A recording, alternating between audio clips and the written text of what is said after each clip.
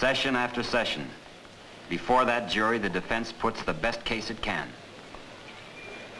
But the brilliance of the prosecution and the mountain of evidence produced bodes ill for the prisoner. The ladder, specially made, and Hauptman is a carpenter. The ransom notes, 13 in all, in a sprawling, half-literate hand. But the state contends it's the hand of Hauptman. The word baby, used in a letter to a friend, compared with the same word in a ransom note. Worth studying. His hand-printed signature on his car license compared with the hand-printed name on a ransom note. A note signed B.H. Yes, the state mounts a strong case. After examining the genuine handwriting of Hauptman and the writing in the letters, there is no doubt, I believe, but this is the writer of the letters. Is unmistakable. Mr. Hauptman might just as well have signed each one of these ransom notes. So convincing to my mind is the proof that he did write them. In my opinion, the fact is unmistakable that all 15 ransom notes were written by a man raised and educated in Germany. And that man is Bruno Richard Hauptman.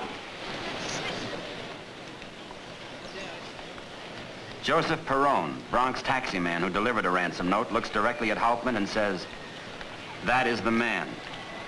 An 87-year-old German witness describes how he saw from his house near the Lindbergh home a car speed around the bend and nearly overturn. Its driver, the witness points. That is the man. Dr. Condon, Japsy, who told how he paid $50,000 ransom money to a man called John. That, says Japsy, is the man. On the stand, Hauptman himself, caught up in a web of his own contradictions, undergoes ruthless cross-examination. When you took that money from that shoebox down into that garage, and you took those gold certificates and put them in a basket, one after another, 5, 10s, and 20s, whatever they were, you didn't count it, did you? No. And you left it laying in a basket all night and you didn't count it, did you? You left it another night and you didn't count it. That's right. And the reason you didn't count it was because you knew, didn't you? I didn't know anything. Under this barrage, he proves himself a many-time liar. When you were arrested with this Lindbergh ransom money, you had a $20 bill. Lindbergh ransom money, did they ask you where you got it? Did they ask you? You did. Did you lie to them or did you tell them the truth? Did you lie to them or did you tell them the truth? I said nothing to him. You lied, didn't you? I did, yes. To the jury, the state's case looks powerful indeed. New Jersey has rested its case, convinced that it has clearly established that the defendant Hauptman came to the state of New Jersey on the night of March the 1st, 1932, with the ladder which he built, placed that ladder against the wall of the Lindbergh home and went into the Lindbergh home and murdered the child. So at Flemington, New Jersey, the jury considered their verdict, while a packed courtroom, a nation, a whole world waited for the decision.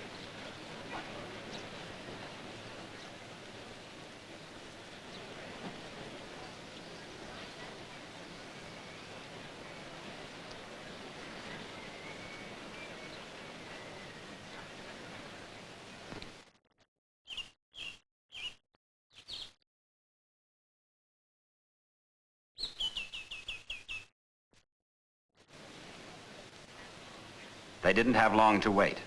The 13 came back. Men and women who at that moment seemed the most important people in the world, and no doubt felt that way.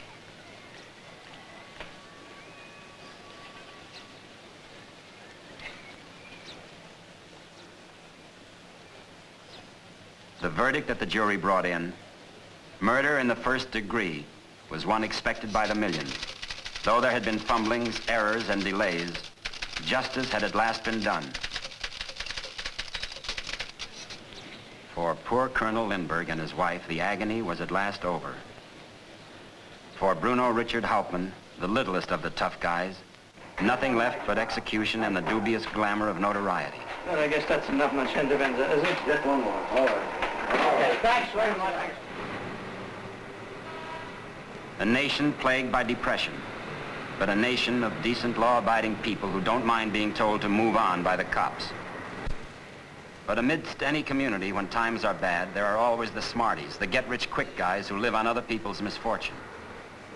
But in spite of their brass, the tough guys weren't so tough. The way to get these birds is to go after them like they go after you, with guns. The cops in any big city could clean up in a week if they used their nightsticks. But the people would howl and the yellow journals would have the police commissioners dumped in the ash can. And this stuff about gangsters being brave is a lot of bunk. They're all yellow. They're all afraid to be alone for a minute. Take it from me. I know. It don't pay in the long run. Thus it is written, those who live by the gat shall in due course expire by the gat. And good riddance to them.